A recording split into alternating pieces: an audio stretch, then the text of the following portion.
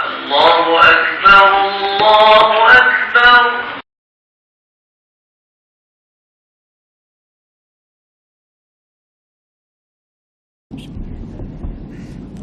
Assalamualaikum warahmatullahi wabarakatuh.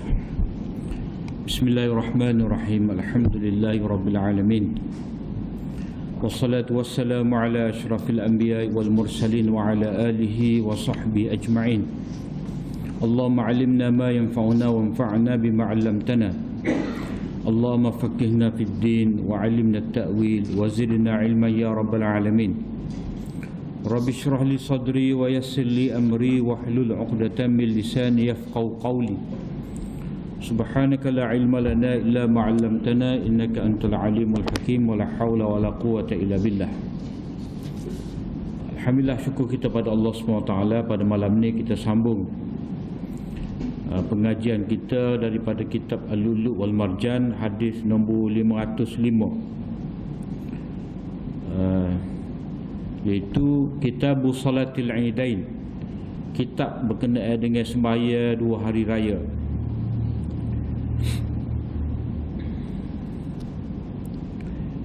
Hadis Ibn Abbas radhiyallahu anhuma qala syahidul fitra ma'an Nabi sallallahu alaihi wasallam wa Abi Bakr wa Umar wa Uthman yusallunaha qabla al-khutbah thumma yakhutub ba'du.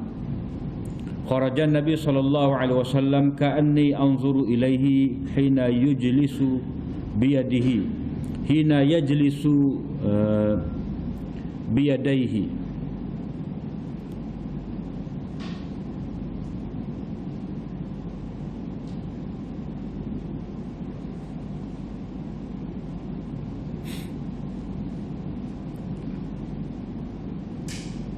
Thumma aqbala yashukkuhum hatta hina yujlisu biyadihi hina yujlisu biyadihi thumma aqbala yashukkuhum hatta ja'a an-nisaa ma'ahu Bilalun faqala ya ayyuhan nabiy idza ja'aka al-mu'minatu yubayyi'naka al-ayata thumma qala hina faragha minha antunna ala dhalik faqalat imra'ah wahidatun minhunna lam yujibhu ghayruha na'am lam yujibhu ghayruha na'am qala fatasaddaqna fabasata Bilalun thawbahu thumma qala halumma takunna fida'un abi wa ummi fayulqina al-fatakh wal khawatim fi thawbi Bilal. Riwayat daripada Ibnu Abbas radhiyallahu anhu katanya,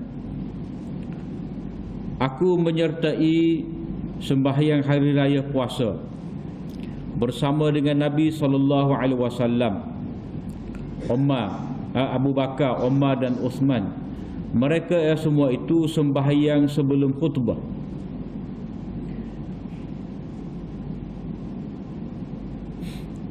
Sembahyang sebelum daripada khutbah.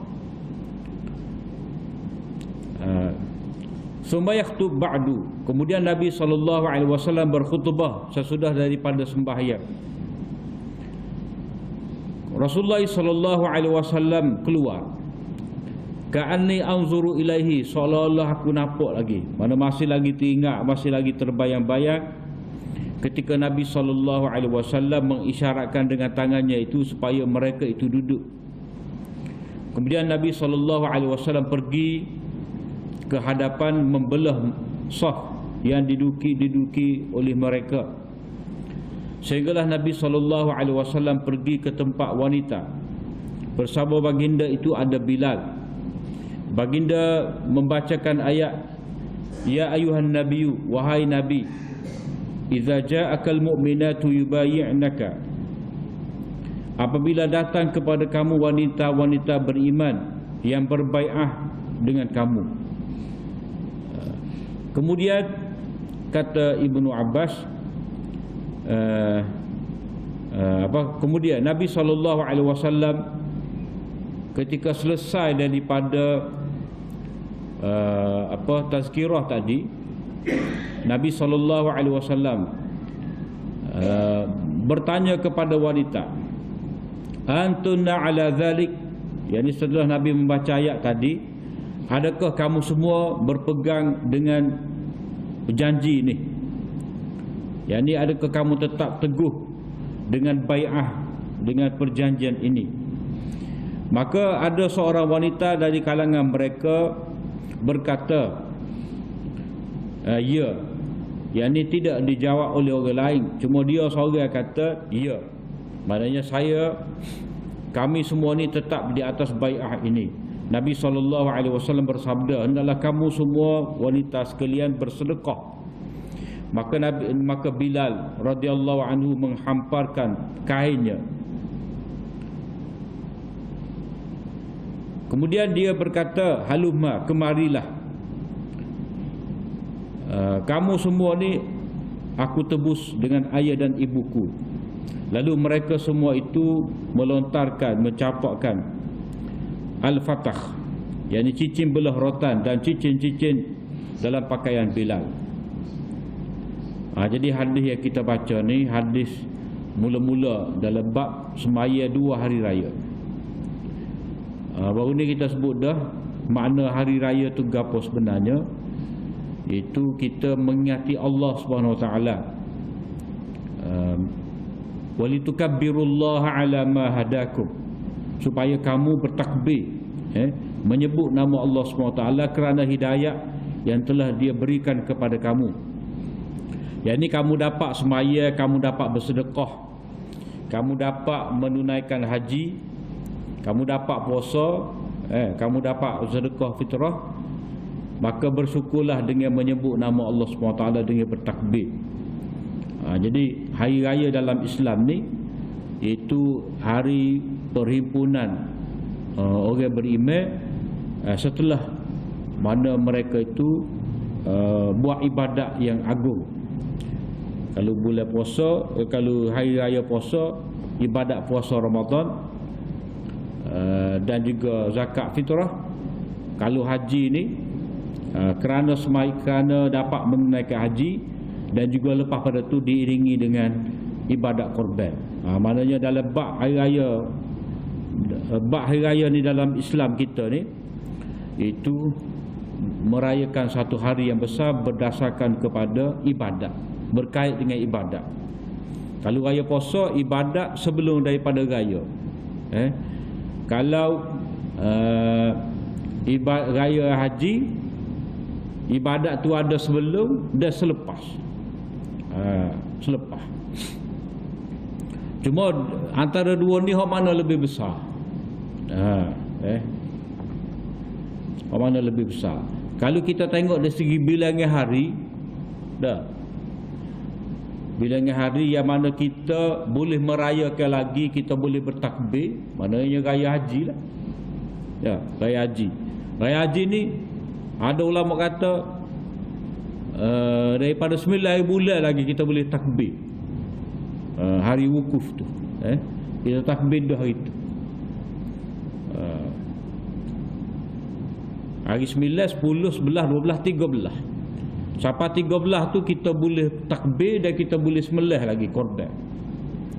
Tapi kalau raya puasa, sudah semaya raya tu gak selesai lah, tak ada lah raya. Maknanya hari raya puasa ni metai kalau kira sebenar. Cuma orang kita raya bukan raya kes bulan. Dia kata dia agak tu adat lah. Adat ku mana tak tahulah. Dari segi wak makan-makan, wak suka-suka tu, jamu hari raya rapat kadang-kadang masuk bulan Zulkaadah tu raya lagi, tak raya. Tapi raya arti kata sebenar kita bertakbir. Itu sebenar kita mengagungkan Allah, kita bertakbir. Walitukabirullah, hendaklah kamu bertakbir mengagungkan Allah. Jadi kalau waktu tu dia ada pada hari raya, jadi kalau raya puasa setakat bermula daripada tenggelam matahari masuk 1 Syawal sapalah kepada semaya hari raya. Lepas pada tu tak adalah, tak ada nak takbir dah. Setara mana kita feeling pun tak ada.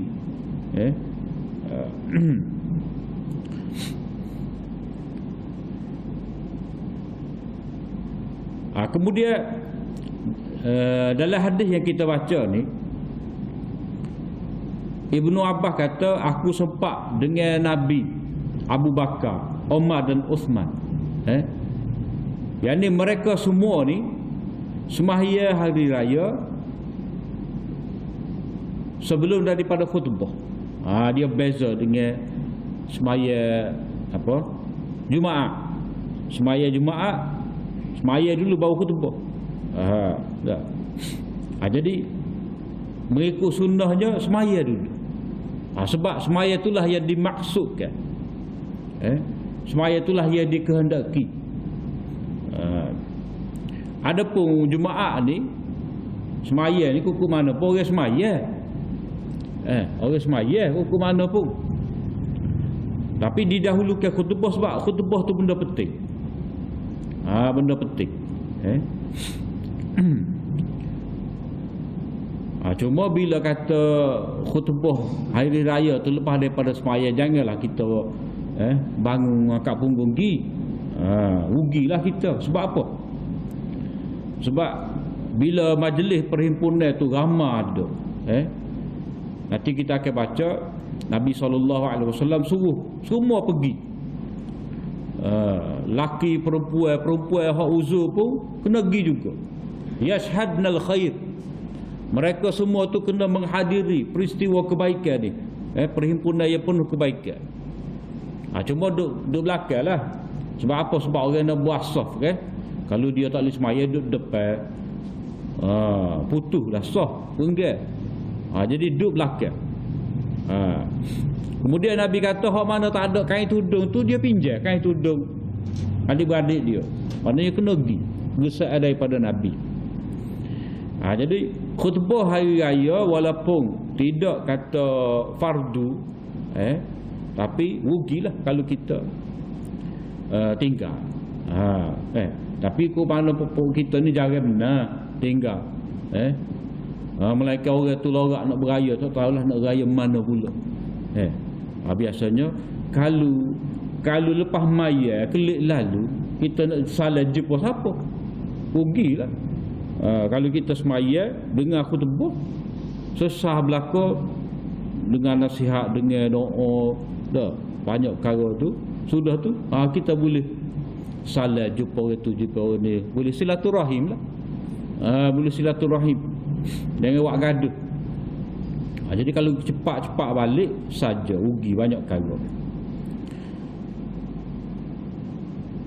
Jadi dalam hadis ni menyatakan kepada kita semaya dulu baru khutbah.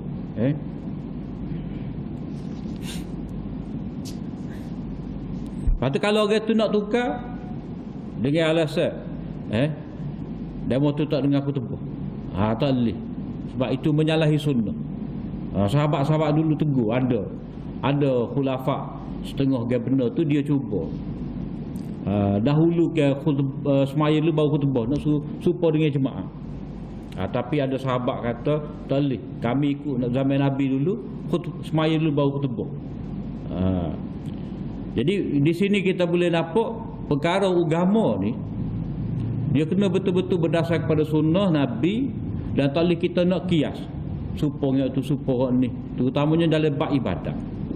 Dalam bab ibadat ni kita tak boleh nak kias hak ni supaya dengan ni. Kita kata tak ada beza semaya raya dengan semaya jemaah. Bila tak ada beza kita bolehlah nak tukar. Moga sama-sama perhimpunan. Contoh, kita buat semaya raya ni khutbah dulu. Kalau Jumaat kita buat semaya dulu baru khutbah, boleh ke tidak? Tak boleh lah. Tak boleh. Ataupun nak suruh supaya hari raya biar supaya Jumaat, tak boleh juga. Sebab tidak sunnah lagu tu. Tak boleh kita nak kias. Walaupun kias ni salah satu daripada dalil yang diakui oleh syarak, tetapi dia ada syarat dia.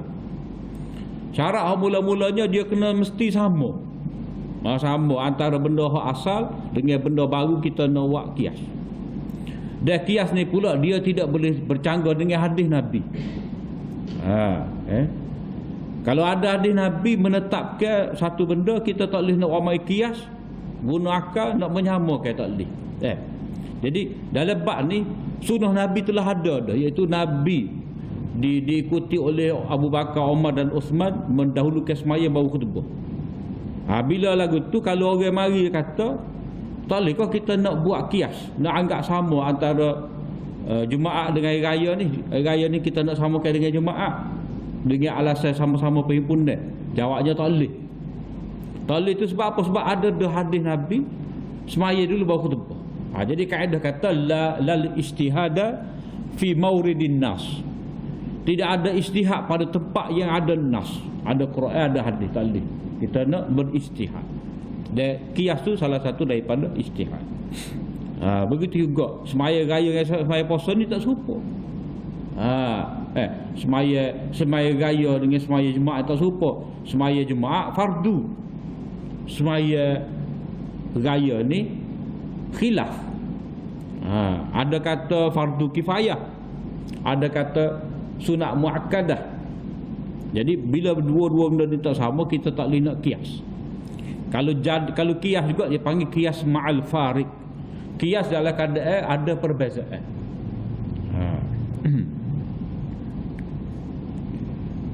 Jadi Nabi SAW lepas daripada dia khutbah tu, dia keluar. Jadi masa tu kata Ibnu Abbas, aku nampak lah ni masa aku tengah cerita pada kamu adil ni, nampak lagi terbayar-bayar lagi, ka'anni anzur ilaihi, aku masih lagi tergambar, teringat lagi. Nabi SAW ketika tu dia suruh yujlisu biyadi, dia isyarat supaya duduk, tak suruh bangun. Maknanya pokok lelaki ni jangan bangun lagi. Jangan bangun lagi. Jadi isyarat Nabi supaya mereka ni terus duduk, sehinggalah Nabi SAW pergi ke hadapan yasyukuhum, Nabi belah mereka. Maknanya Nabi belah mereka ni, mana Nabi lalu ke tengah sah mereka. Maknanya jemaah lelaki depan, lepas tu depan tu lagi perempuan. Jadi Nabi belah gitu. Tidak kata turun masjid gitu, baru masuk mula ada, dia belah. Sehinggalah Nabi sampai dekat wanita. Bapa Nabi suruh lelaki ni duduk dulu. Sebab biasanya dalam kaedah kita semaya berjemaah ni, perempuan kena balik dulu. Perempuan kena balik dulu baru lelaki balik. Terutamanya kalau masjid tu dia, kita kata kursi tangga. Kursi tangga, kursi pintu. Tapi kalau pintu tu suku-suku, perempuan alik ni, lelaki alik ni, nak jumpa tu kemungkinan payah, tu lain cerita. Tapi kalau pintu yang sama ataupun berkursi tangga, nak badi tunggu. Jadi bila badi tunggu tu, aku tengok perempuan tanya khabar dah. Tu lelaki ada belakang.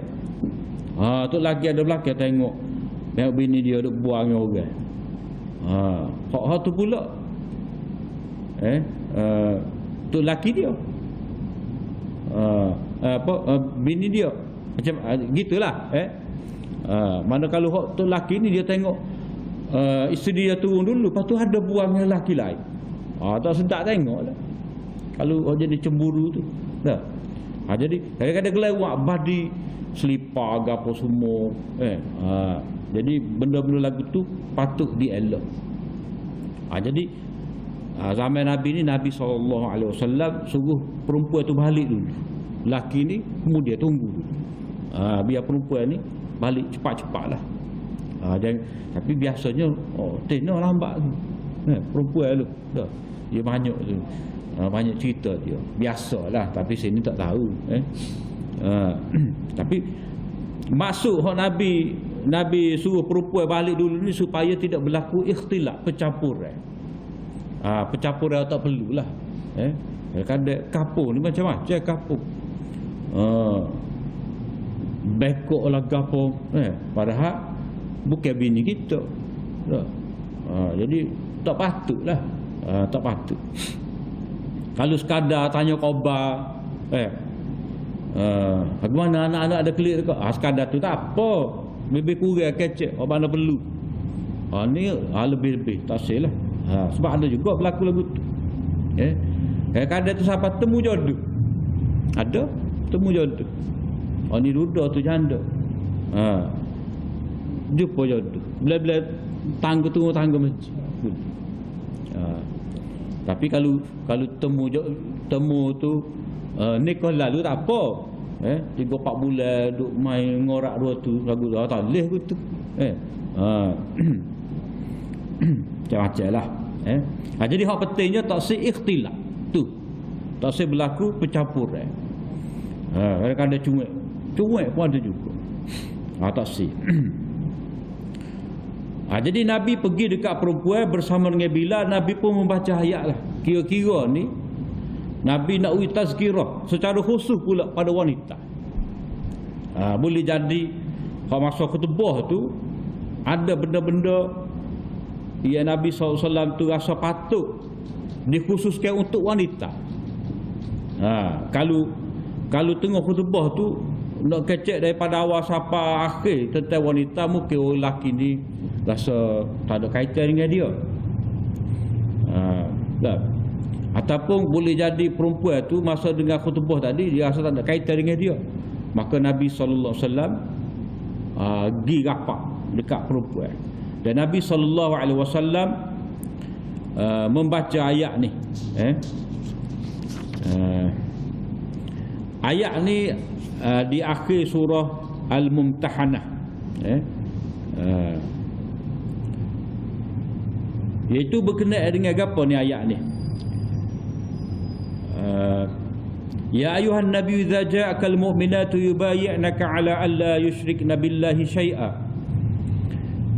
Wahai Nabi, bila datang kepada kamu wanita-wanita yang beriman, berbai'ah, memberi janji taat sumpah setia untuk tidak syirik kepada Allah dengan apa-apa. Wala yasrikna, tidak mencuri. Wala yaznina, tidak berzina. Wala yaqtulna auladahun, dan tidak membunuh anak-anak mereka.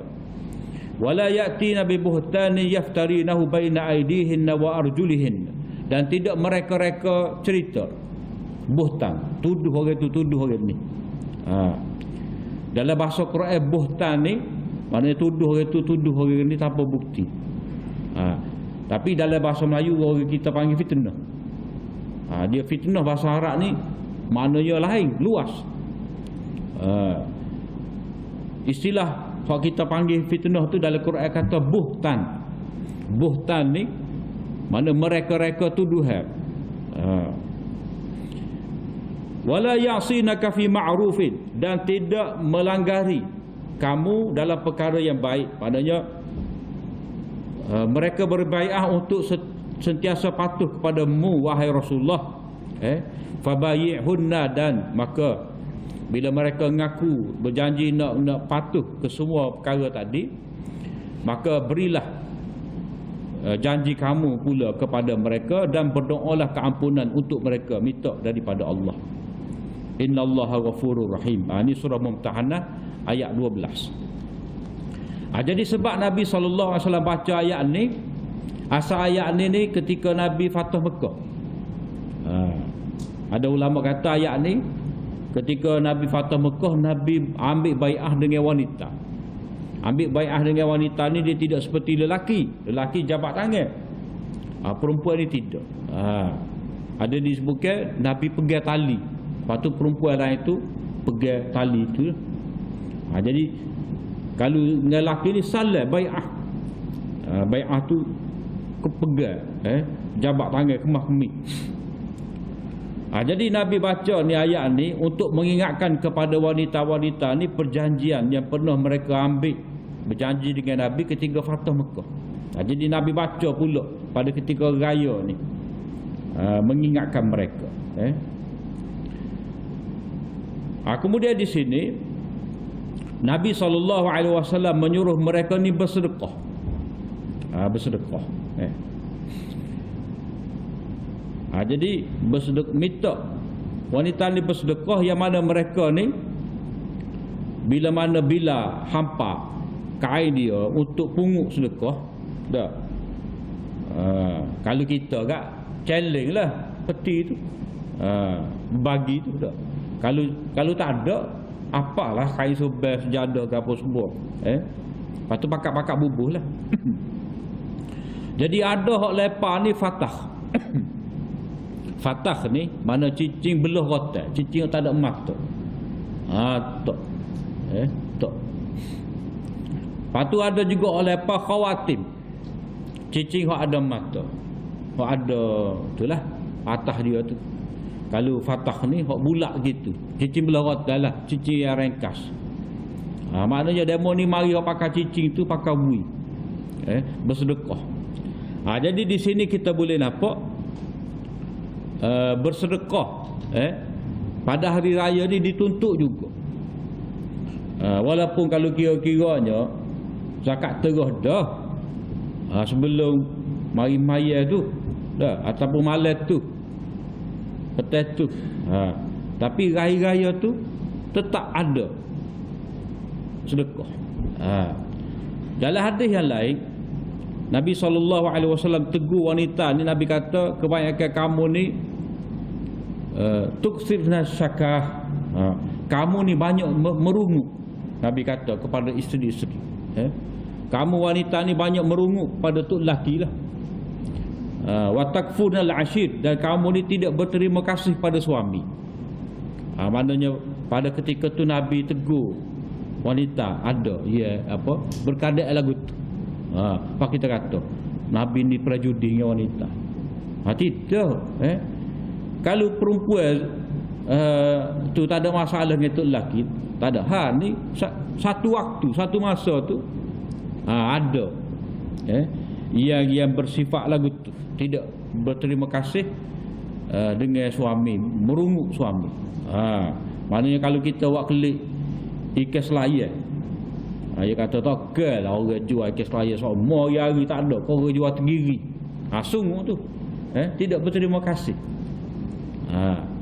Jadi maknanya Nabi SAW nak didik wanita-wanita ni kena berterima kasih lah kepada suami tu, budi baik suami.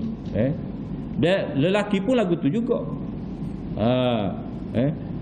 Mana budi baik isteri kepada suami itu kena apa? Hargai juga.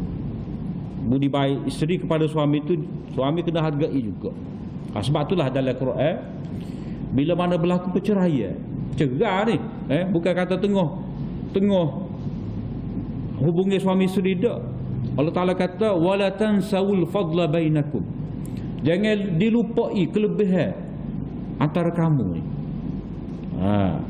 Maknanya bila cerai, segala budi baik suami kepada kita jangan kita nafikan, jangan kita lupa. Begitu juga budi baik isteri kepada kita kalau kata cerai. Jadi suami ni kena terima kasih lah cara makan minum ni masa kita jadi tok lelaki ni. Kalau tidak tak ada orang nak gosok baju, masak gapo, susah juga. Tapi muka cerai tu tak sesat, tak lendik hubungan tu, jadi kena cerai. Jadi dalam Islam ni tidak kata tak boleh cerai, tak boleh cerai. Dia tak macam agama lain. Agama lain nak nikah dia pergi di rumah ibadat. Bila nak cerai dia tak guna agama dia. Dia guna mahkamah sivil ke apa. Kita ni nikah kau cerai kau agama. Kalau kata cerai boleh nikah. Maknanya bukan kata tok laki kata pada suami, "Mung lepas cerai dengan aku ni, saudara lah ada orang nak nikah." Jangan kata lagu tu. Suami pun lagu tu juga. Jadi masing-masing tu Allah SWT akan beri rezeki, akan beri jodoh. Jadi nak ayatnya dalam agama kita ni bila cerai dah budi baik satu sama lain tu jangan lupa. Sebab cerai ni dia hanya tak boleh duduk sekali. Bila habis ada tak boleh duduk sekali lah, masing-masing bawa diri. Tapi hak budi baik dia pada kita, budi baik kita pada dia, hubungan kita dengan tok tua, bekas tok tua ke atau bekas tok tua, dia kena jaga juga. Adik ipar kena ingat, hak mana telah best sebelum pada ni, telah berumah tangga sebelum pada ni, lepas cerai hendaklah jaga molek. Jadi kalau kata lepas daripada cerai kena jaga semua ni, kena kenal, maka ketika masih lagi berumah tangga, duduk sebumbung, lebih-lebih lagi lah. Sebab kalau tak jaga hak ni lah, menyebabkan pisah. Mana dalam Islam ni dia ada sama penyelesaian dia, masa berumah tangga dan juga masa cerai. Sebab dalam Islam ni kata, kalau kata cerai tu bukan kata putus tu, hubungan suami isteri tu biasa tu tidak. Ni kutip bala setengah kita ni habis bala. Bala tak payah. Sebab apa? Sebab anak kita dengan dia. Tak. Maknanya apa? Kena ingatlah. Jadi Nabi SAW suruh sedekah ni sebab sedekah ni lah penyelamat. Dia dapat tolak bala. Dalam riwayat lain Nabi kata, aku diperlihatkan ni kamu wanita ni ramai jadi ahli neraka. Maka Nabi suruh bersedekah. Jadi setengah orang dia faham setiap masa penuh wanita dalam neraka. Tidak. Maksud hadis tu ketika Nabi ditunjukkan neraka, Nabi nampak orang perempuan ramai pada waktu tu. Pada waktu Nabi ditunjuk, bukan kata sepanjang masa perempuan ni ramai daripada lelaki dalam neraka. Tak. Sebab kalau kita bila penjenayah ke, jatuh belaka banyak. Peragu, perampok, perogo, ke apa lagi, hok pakai rasuah, pecah amanah, kebaikan laki je. Jadi dia bukan masalah gender, bukan masalah jantina, tidak. Ni masalah individu tu. Cuma Nabi SAW pesan secara khusus ni sebab Nabi SAW nak suruh perempuan ni menyelamatkan diri dia. Kemudian Nabi SAW suruh bersedekah ni, jadi masing-masing tu lepas cicing dah. Orang ada subel lah, kita kata pitih, pakat bui. Maka di sini ada ulama bahas, boleh ke tidak wanita ni dia nak bersedekah dengan harta dia. Harta dia. Jadi ulama mengatakan bahawa walaupun perempuan tu dia menjadi isteri kepada seorang lelaki, dia masih lagi boleh bersedekah. Bersedekah. Cuma ada setengah ulama kata kena ikat juga, tak boleh kata bebas. Sebab apa? Sebab nak jaga kerukunan rumah tangga ni. Kalau dia sedekah luar banyak, kalau keadaan suami ada tak kena lah. Sepatutnya dia tu menyokong, jadi tulang belakang kepada suami. Mana suami tak cukup piti, dia lah sedekah. Mana isteri nak sedekah pada tok lelaki boleh. Tok lelaki dia tak boleh sedekah pada suami, pada isteri. Sebab apa? Sebab nafkah wajib. Kalau kata dia boleh sedekah, dia kata kita sedekah pada isteri lah, boleh pahala sunat. Jadi patut dia kata bila sedekah, ada sedekah ni hukum ke apa? Sunat. Jadi ikut kita lah, nak ikut asim muka bagi sunat. Dia jadi ngelik. Jadi dia melarikan diri pula. Jadi sedekah pemberi suami untuk isteri itu adalah nafkah, dan nafkah tu wajib. Kalau dia beri tu dengan ikhlas kerana Allah Ta'ala, nak dapat redha Allah Ta'ala, dia kasih sayang pada anak isteri dia, dia akan dapat pahala sedekah. Jadi pahala orang sedekah pun dapat, pahala memberi nafkah wajib pun dia dapat. Lagu mana yang dia katakan dia dapat juga pahala sedekah tu? Sebab kadang-kadang suami ni dia mengeluh jugalah, kita ni hari-hari dak, kata dia hari-hari anak tu anak ni 10 yang sorang. Enggak hari-hari kali 5 gak, 5 hari seminggu gak. Berapa dah tak ada lah kita nak sedekah situ sedekah sini. Jadi dia rasa dia tidak dapat bersedekah disebabkan dia kena memberi nafkah pada anak isteri dia. Maka hadis kata dah, mana-mana suami tu dia menafkahkan harta untuk ahli keluarga dia dengan nak dapat redha Allah Taala, itu dia sedekah. Jadi dia dapat pahala dua lah, pahala kerana dia sedekah, pahala kerana dia menafkahkan anak isteri dia, pahala yang kedua dia niat nak bersedekah, dia dapat dua. Jadi kalau dia ngeluh tu tak timbul lah. Kalau dia faham oleh hadis tak timbul, dia tetap dikira sebagai bersedekah. Maknanya sedekah ni tidak semestinya kepada orang luar. Pada anak isteri kita pada hakikatnya sedekah, dan sebenar tu hak wajib. Jadi hak wajib ni lebih utama lagi daripada hak sunat. Cuma janganlah awak alasan kawan ni tak ada sedekah lah, padanya hak ni lah nafkah ni banyak dah. Tu takut jadi ngelak pula, tak sedekah. Walaupun benda tu sunat, walaupun dia tidak dituntut. Jadi boleh seorang isteri tu nak bersedekah harta dia. Cuma ada ulama kata dia tidak boleh lebih daripada 1/3 daripada harta dia. Lepas tu kalau dia nak sedekah juga, maksudnya dia sedekah untuk suami dia lah. Contoh kita kata dah, dengan pendapatan suami dia tu tak seberapa, nak beli kau tu, nak beli kau ni tak cukup, jadi dia tu beli setengah-setengah benda tu. Tok lelaki ni dia beli ikan beras je, tapi pinggir tu hak putih tu dia ada corak baru dah, masa beli tak ada corak lagi. Jadi dia kena salih lah. Jadi pak suami ni bila dia kira beli ikan ayat tu je, jadi pinggir makuk ni tak ada dah nak beli, jadi tok bini lah beli. Jadi dia sedekah ikut tu. Ikut tu.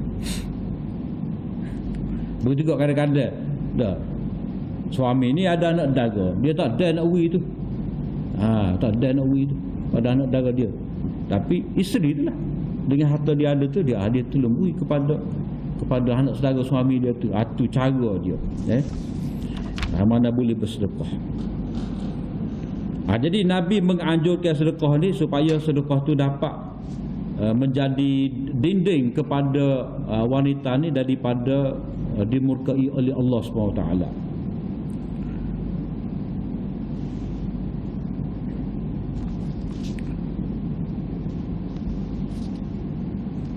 Kemudian berkenaan dengan semaya hari raya ni dah, kita sebut dah sikit tadi. Majoriti ulama mengatakan sunat muakkadah. Sunat muakkadah.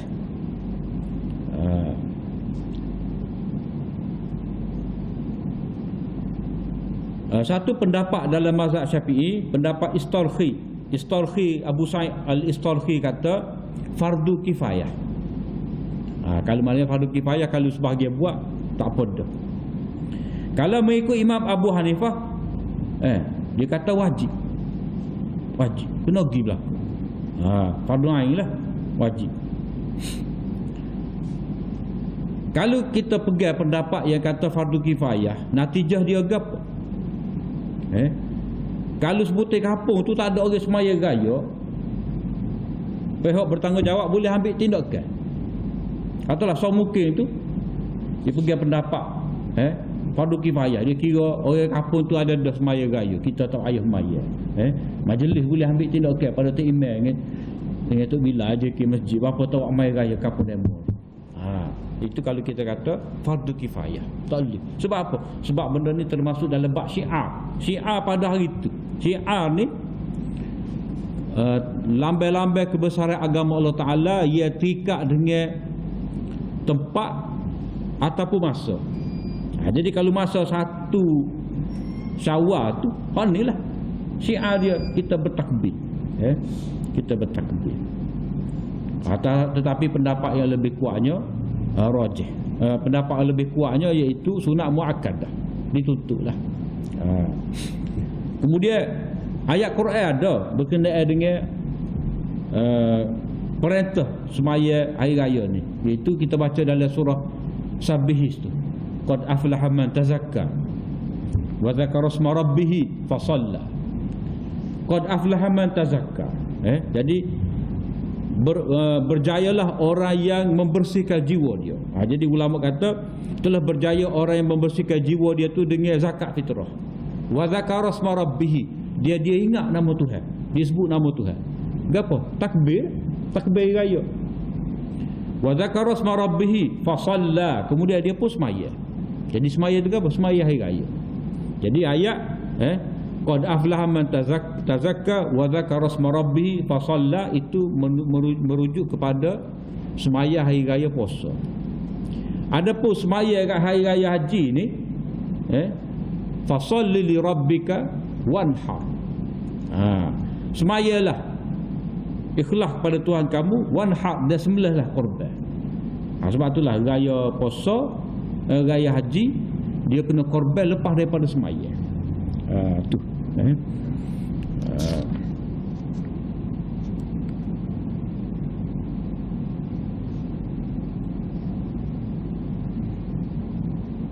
Itulah berkenaan dengan hadis ni. Hadis ni dia muka banyak perkara. Bab sedekah pun ada, bab khutbah hari raya pun ada. Kemudian hadis 500 ni tu sebenarnya dia lebih kurang je. Tapi bisa dah ni. Dah. Kita sambung hingga harapan. Setakat saja aku qauli hadza wa astaghfirullah li wa lakum. Assalamualaikum warahmatullahi wabarakatuh.